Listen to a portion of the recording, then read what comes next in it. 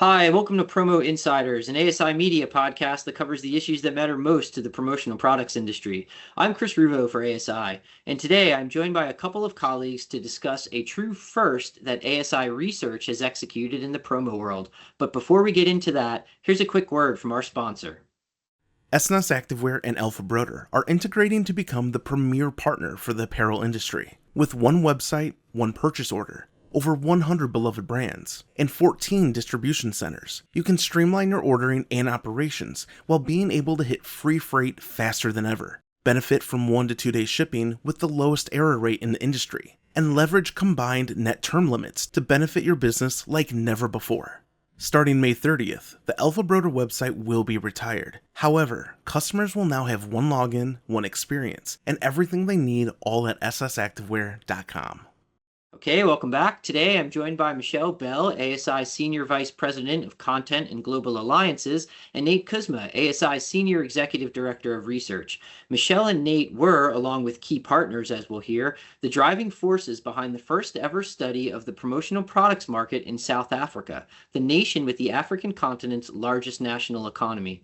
The report builds on ASI's pioneering efforts in the global merch market, which include landmark studies of the European branded merchandise space and being a lead member/co-founder of Promo Alliance, an international industry partnership organization.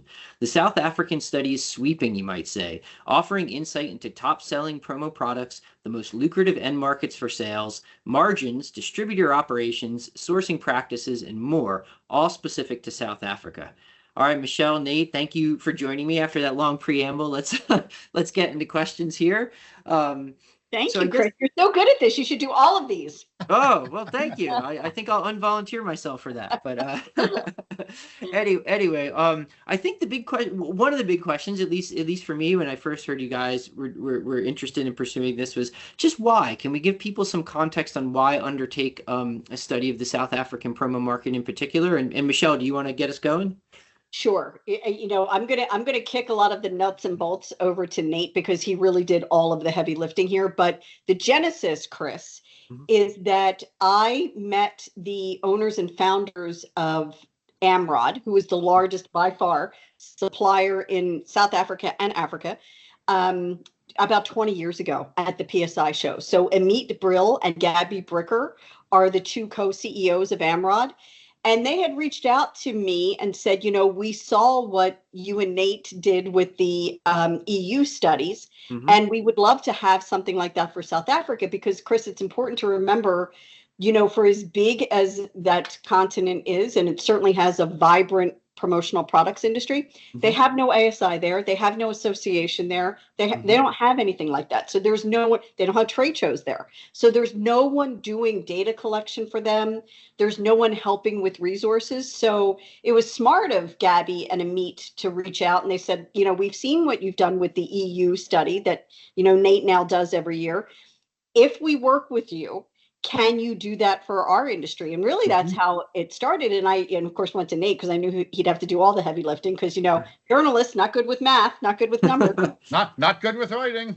But what I was interested in from our standpoint, Chris, was that I knew that if we were able to give them data, that we then could also do an article around the data, which you so nicely and fabulously did for us. So, we were able to help them, but also I wanted just out of curiosity and for our members in North America, for their edification, I wanted the numbers too. Got it. All right, neat. Anything to add to that, just from like a research nerd perspective, we'll say. Is there anything that Yeah, you could tack on to why this was an interesting study or one worth doing? Don't yeah. threaten us with a good time, Chris, because here it comes. I mean, honestly, Chris, it's always, and I say the word fun. I mean, for me, it's fun. Like it's always fun to do something that's never been done before, right? And it's always great because like you don't know what you don't know, and when you have an opportunity to do something for the first time with no restrictions, basically, you can ask what you want to ask. You can ask what is of most pressing interest. You get to learn about an entirely new market in a continent where there is not even the country, but in a continent where there's really no research. It gave us a unique opportunity to do so with a partner over there who could assist. It wasn't just ASI going out there and saying we're going to do this. It was we had a strong partner over there who had an understanding of the market, but what they didn't have was the ability to actually do the research. So they had the market expertise, and we had the research wherewithal and the editorial wherewithal to do so. So it was really a kind of what I would consider to be almost a perfect match for something of this scale. You know, what's interesting, Chris, is that Amrod, knowing that, you know, they have the clients that we would survey, we have the data expertise in Nate, gave Nate access to 7,000 of their distributors for us to survey. Is that right? It was 7,000, right? So That's correct. We could, who do we know inside that? We couldn't have done this without Amrod giving us that access to their clients. All right, very good. And you both kind of anticipated my next question, which is what was the genesis of the study? It sounds like it was that relationship with Amrod. Is there anything that you, Michelle and Nate, you'd want to add to that? Just kind of the genesis, the foundation of it. Well, I think it's important, you know, Chris, there was a lot of meetings, a lot of planning about this, especially Nate and those guys, like, what questions are we going to ask? As much as there are similarities between the North American and the South African market, just verbiage differences. You know, they have a category called Conti suits. Nate and I didn't know what Conti suits. Who knew? Yeah. Workwear. It's workwear. Yeah. That's what they call workwear. So there were just differences to kind of work through, and they trusted us to have access to their clients.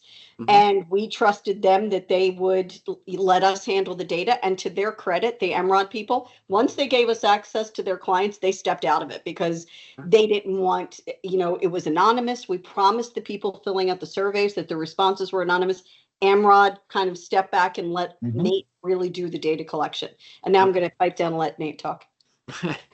Yeah, I mean, because as I said, it was very collaborative because we know what we know for the U.S. and Canadian market, and to a point we're learning on an annual basis more and more about the European market. Right, so like it's not that we are fluent in that market yet, but we're definitely getting a little bit better. We're on like Duolingo level 150 with that right now. Right. But South Africa, we literally, just to use that term, just downloaded the app, right? So we were able to get up to speed really, really quickly as related to that.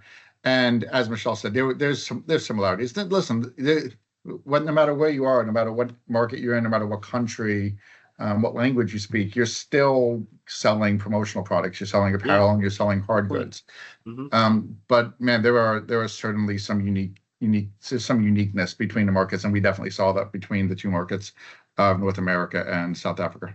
All right, we're gonna get into that as we go along, but I want to put it just a little bit more broad context since we are talking about it first. And this study, I think it's fair to say, was so significant to the folks over there, that our counterparts operating in South Africa, that Michelle, you went to South Africa to present on this. And can you tell us a little bit about that conference, you know, what it is, what that experience was like, and just how this information was received? Yeah, of course. So again, because there is no entity there like an ASI or an association, again, no trade shows, right? So think about that. The people in the South African promo market, the African promo market, they have no place to meet and come together. So Amrod, again, the largest supplier in that area by far. And by the way, there are only like 10 suppliers in all of Africa, which is mind-blowing, right, from our standpoint.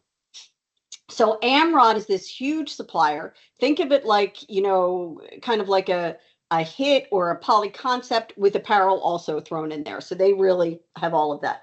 So every 2 years, they do this big conference for their clients. And that's really the only game in town for people to come together. So I think they invite 2,000, definitely over 1,000. 900 came, and they split it into a morning session and an afternoon session.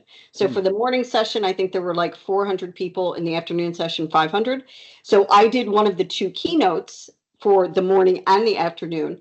And I presented the data that Nate nicely curated with them. So the Amrod people said, you know, this is great data. Would you please come and present? So, you know, I'm so used to presenting to our North American people, and they're, you know, we're all like, oh yeah, data, data, data. These people, oh my gosh, first of all, they were so lovely and so welcoming and so friendly. But I felt like I was up there presenting the concept of fire for the first time because like we have our own data because they've never had data of their own market before. So it was just they were so appreciative of it. They really were, and riveted, honestly, by it.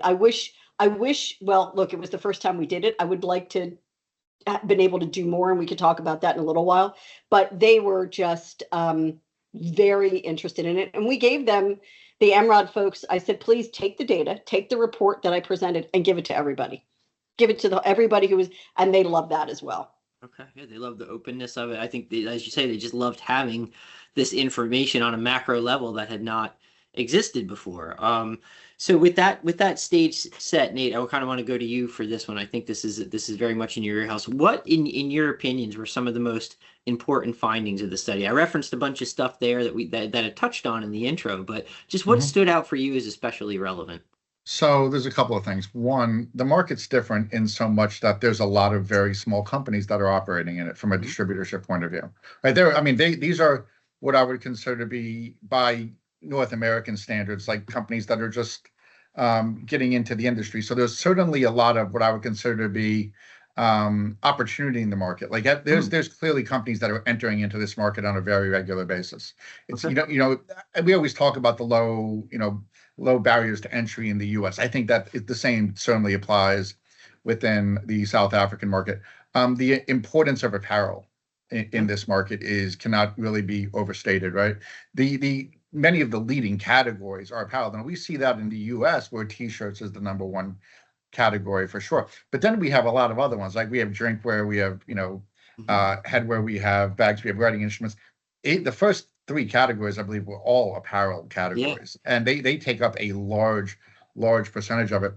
And honestly, the third one, which I could not even fathom given the market, was the speed of the market. And what I mean by that is, just for context here, in the U.S., about 30%-ish of orders require a 5-day turnaround time. If I'm recalling correctly, it was like 70-some% of orders. Yes. We have like a turnaround time. Like the vast majority of orders require that 5-day or less turnaround, right? Oh my God, you always think about, right? I mean, come on, you talk to people from other countries and you always hear the US is rush, right? But compared to them. Oh my God, if the highest, I think we have never even at the peak pre-COVID, when everything was moving, when it was accelerating up, that it never peaked past 39% or something. It never got past 40%. And here on our initial study of this market, we're looking at 75%. Yeah. And you always talk about, we always talk in the US about how the speed of product fulfillment can be so important. My God, in that market, it's not only important, it's absolutely essential. Right. So I though, if you want to know, not only it's really the basis, if you will, of every transaction in a lot of ways. Yeah. I need this I'm calling you on a Monday. I need this by Friday. And that's for the vast majority of our orders. Never would have ever thought that could have been a possibility. Yeah. Interesting stuff. Michelle, did you have just big takeaways from the study, top level stuff? I did. I would say three things. Number one, just to level set for the listeners. So I met some of the largest distributors who are Amrod's clients. So the largest distributors in South Africa and Africa. So on our counselor top 40 list, right, we have 4imprint doing over $1 billion. We have Halo doing 980 million. The two largest distributors at the event that I met, and I think the two largest in Africa and South Africa do 30 million a year. So that's the differential. Yeah. 30 million, though, certainly impressive. And I'm putting that in US dollars, by the way. Sure. Certainly impressive and robust, but that's the differential. So that said, though, Nate, correct me if I'm wrong, when we do our state of the industry report, I believe that the profit margin for distributors is 37%. 36%. Right around that. Yeah, it's between, I think it's about 37%. It is. What surprised me, Chris, was that in South Africa, it wasn't that much different. I mean, I think maybe it was like 33 or 34. Yeah. So not that much lower. One of the big things, and this is a lesson for me. So in addition to doing this keynote about our data, the Amrod folks had also asked me to do a breakout session on the 8 habits of successful distributors. It was fine. Anyway, one of my 8 habits, lesson learned, I should have checked first. One of my 8 habits was about doing direct mail campaigns, like lumpy mail, right? Which Yeah. I love, self-promotion campaigns. Guess what they don't have in South Africa, you guys? Any guesses? A postal service. There's Oh, no, they don't use mail that there. could be an issue. Yeah. They use courier service. So to Okay. the speed question, it's really interesting because all they do, and nobody gets, by the way, mail sent to their homes. You Hmm. send it to like either a PO box or your place of business. Hmm. And when I was like, you're kidding. And this, they were so funny. They're like, well, what would you possibly get sent to your house? And I'm like, birthday cards, Yeah. Christmas cards. Like, they were like, yeah, that's Amazon retro print catalogs. I don't know. well, but that's why they get things done via carrier, like they have FedEx and stuff Hmm. like that, but they don't have mail service, and definitely not to their home. And they looked at me like a crazy person when I That's said, well, wild. what about like cards? They're like, yeah, that's why we have email. Yeah. Okay. That's funny, right? So a good cultural lesson there as well. It never dawned on me to check, and I should Yeah. have checked. So I was able to kind of pivot and say, well, you could do a direct mail campaign to somebody's office and use a courier service. That's fine. But yeah, I should have checked. Yeah. That's interesting. I'll share one too if you guys don't mind. There's so many things from this study that I found interesting, and I could share any number of things, but I thought it was interesting. I think the statistic was that 65% of the distributors surveyed have promo as their main business. So that suggests to me, I'm admittedly I'm editorializing a bit here, but that suggests to me that a lot of these businesses are somewhat diversified in what they're offering and bringing to market, which is kind of interesting too. An interesting dynamic in play in this market, and maybe even a lesson for us here in North America about diversification and I think everything. that's what we actually are saying. I agree with you, Chris. That's actually what we're, when you talk about companies that are now in, I'm thinking about like, down the shore, but like shoulder seasons, right? Sort of like shoulder businesses. They're like not quite there, but they're on the periphery. It's something that they are certainly looking to add on to. And yeah, in South Africa, you're seeing the same thing as you are in other countries, literally all around the world, I'm thinking. Yeah, yeah. All right, so let's go into this one too. This is another one, and Nate, I'll go to you on this one first. Just what were some of the similarities or big differences that struck you from the study? When I say that, of course, I mean between South Africa compared to what we find in our North American research. Yeah, sure. One was the number one market that we uncovered, right? And this was not expected by the folks at Amrod, nor was it based on what they told us by us. And that was education was the number one market. And, for the 11 years that I've been at ASI, education has been the number one market, all except for 2020 when it dropped below healthcare by a bit, right? But it's always the number one market. And it was the number one market there too. And I think when we presented that to them, they're like, they did not see that coming. So that was certainly one comparison I saw. The second one was just, I don't know if it was so much a surprise, Chris, but it sort of reconfirms what I think I know about the promo market. And that's what people really value from products and what they're valuing. And they're valuing before even price, they're valuing the quality of the item and the impact it's going to make. So price is always sort of in the mix, right? But when we talk to whether it's end buyers or distributors about what the end buyers are looking for, it's the quality of the product that is certainly more important than the price of it. And we saw the same thing there. And the other thing was we just, looked at the eco-friendly, sustainability market. And it's still, I consider it to be, it's definitely not as advanced as it is, let's say, in Europe, right? Okay. But they get about 2/3 of their clients at least asking for it, some of them asking for it.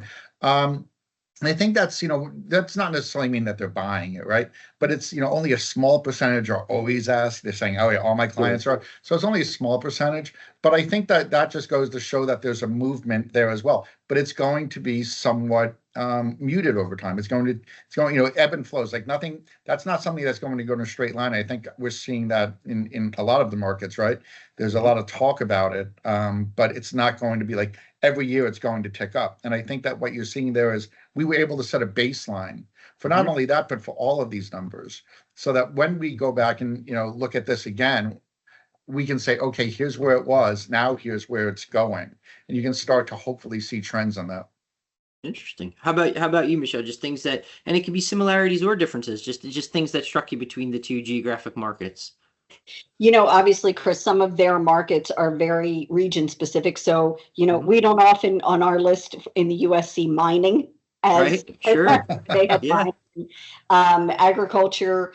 But then others were very similar. Healthcare, Nate, I don't think was on their list like it is on ours. But um, it struck me though that after you get to the apparel categories, drinkware is their Mhm. largest, drinkware and Yep. pens, very similar to the US. Yeah. You know, I will tell you that when during the dinner that the Amrod folks, they're so honestly, that event would not have happened if them not doing it every 2 years. So I can't stress enough how helpful that is to the market. But they had a dinner for some of their largest distributors, and they asked me about the size of the education market in the U.S., which of course it's $3 billion, and they couldn't believe it. But when I walked them through that, I've seen articles in USA Today and CNN where the minute a student gets accepted to a college, the parents on average spend between $800 and $1,000 on merch for that Isn't that college. staggering? Yeah. It is, but especially they were like, because it's a completely different scale there.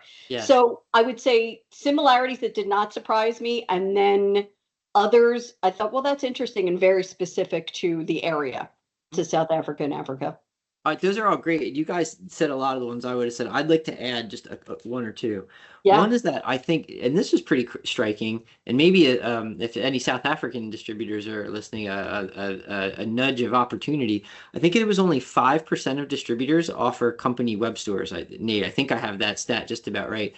And that compares to, I forget what it is in North America. Obviously, much, much, much, much, much higher. And Okay. growing. Yeah, Close and to and and 50, and growing close to 50. because all manner of clients are demanding that. I mean, the local sports leagues my kids play in have web stores in which you purchase stuff. So like we're talking that grassroots level.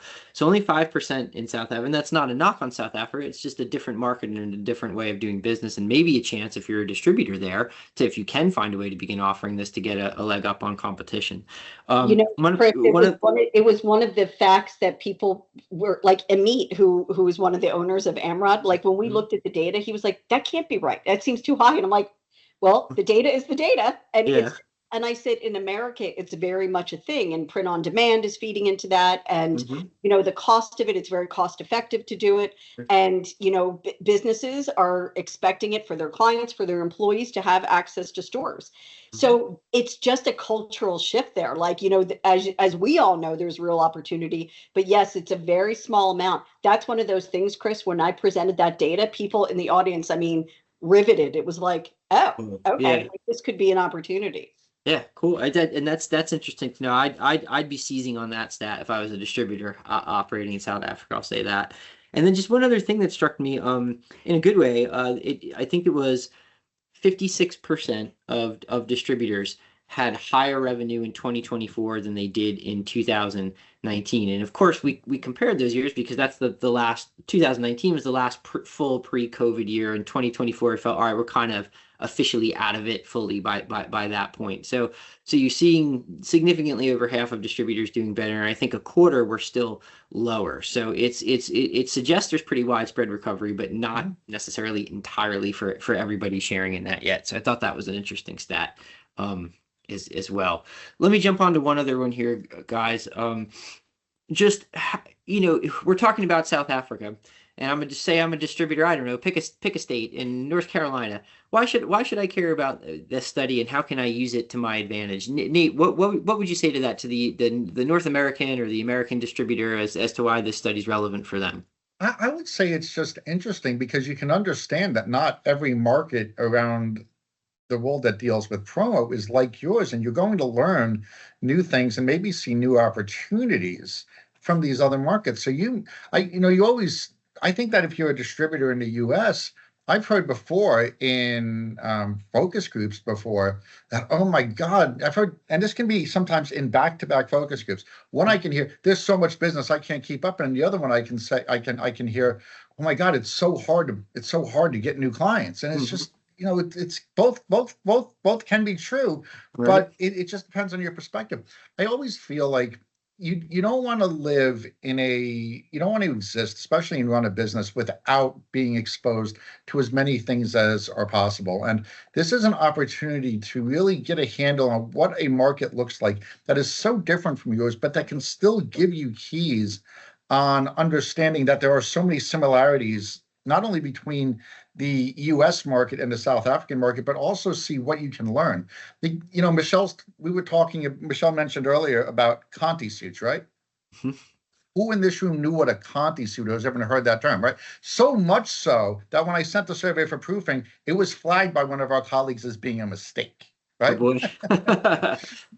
But what it is, it's all of a sudden that may all of a sudden trigger something for you to look into that and saying, hey, look, I guarantee you nobody else that I'm competing against is offering something like this. Let me look into that. It may just trigger an idea. It may trigger a thought of something you can learn. And the great thing is, it's not going to cost you anything but a little bit of time just to learn about it. We're not making people pay for this report and pay for the reporting that was done on this. This is something that is available to them as an ASI member. And it's something that I think that, again, for the amount of time that it will take somebody to really read and absorb it, it's going to be very hard to get a better return on your investment. So that's why I would say knowledge never hurts you. Mhm. And knowledge of different markets is key in just about every business to like increasing your chances of success. So that's why. All right, great stuff.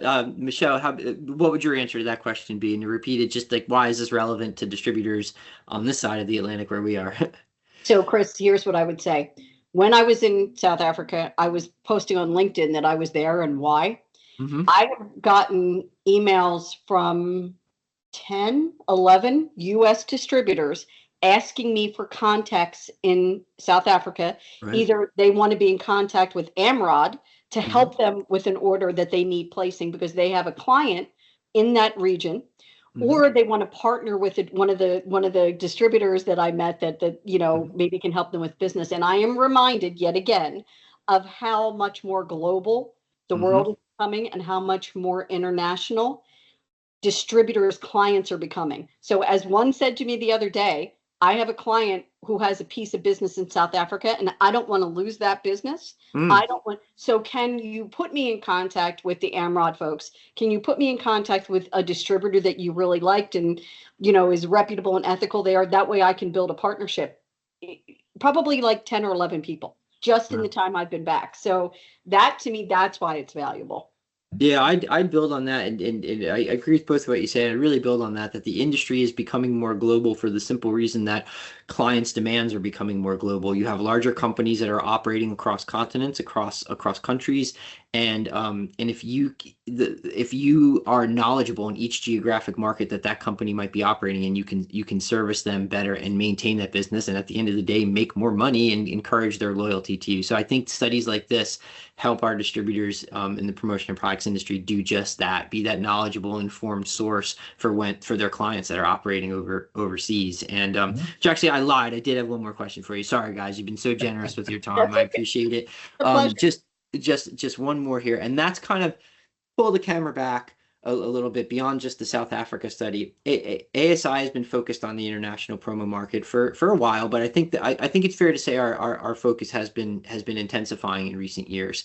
And maybe why is that, and what are some of the initiatives that we have underway on that? And Michelle, you spearhead a lot of that, so maybe you want to jump in there. So I think your question is twofold, Chris. So number one, why is ASI more involved? Because of the requests from our clients. Hmm. So I've been going to the overseas shows. Let's take PSI in Dusseldorf, Hmm. right? It's the largest promo show in Europe every January. So I've been attending that show for 25 years. As the industry, as distributors' clients get more global, distributors like, wait, Michelle knows people in Europe. Let me reach out to Michelle. So this demand was ramping up. Hmm. And Tim Andrews and I talked about it. That's ASI CEO, of course, and we were like, let's put more of a concerted effort. Let's ask Nate to do data for Europe because they didn't really have a consolidated Sure. way to do that for the 27 EU countries. UK is very different because they have great data coming out of Sourcing City. But for the Mhm. EU, I would say Once we realized that the demand was there from our clients, then it just became, okay, let's ask Nate if he can do the data. Let's have you, Chris, do articles based on that data. Anything that can help get our clients more informed, more engaged. I just talked to 3 different distributors last week. I feel like a broken record. Sometimes I'm like, you need to go to an overseas show. I don't care which one. Pick an overseas show and go. You need to see it in person. Mm-hmm. All right, very, very good. And Nate, just anything to add to that about just the internationalism of the promo market, ASI initiatives, and maybe as it intersects with research related to that. Yeah, no, I just think it's important that, I mean, listen, not every country is going to have the same data, access to data that the U.S. market has. And, like, listen, I'm learning as I do this. And for me, every time Michelle comes to me and says, can we do something like this? It's something that's new. He rolls his eyeballs. That's what he does. He rolls his I do not. I go back to my office and I put my head down and I think about it for a split second. But after you're done crying. Depends on the time of year, Chris. But yeah, no, it's just something that we have the ability to do it. And fortunately, between what my background is and also what yours is and Michelle's is, we are kind of in a unique position in the industry that we can take that expertise that we have and do things like this. And if we didn't do it, I don't think that it would be done. So I think that not only are we able to advance ASI in the global mindset, but also advance just the promo industry on a global mindset, because otherwise, think about it, like if all of a sudden now we would be saying, what we don't know would be so much greater than what we do. And we're just scratching the surface. But I think right now, every time we do something new, every time we release a new European sales study, every time we do a country such as South Africa, whenever we look at what another country is doing, and we can say, wow, it's something new. We all, just knowledge, the knowledge is making us all greater for that same result. Yeah, I think you both said it well, and I'll just add a quick thought that we keep hearing more and more data is power nowadays, and the more data, the more research points that we can build, the more I think distributors across this industry could use that to be successful. So, guys, I think that's a great place to end. Michelle Bell and Nate Kucsma, thank you so much for joining me today to talk about what truly is a first in the world of promotional products, the study of the South African promotional products industry. Thank you, Chris. Cheers.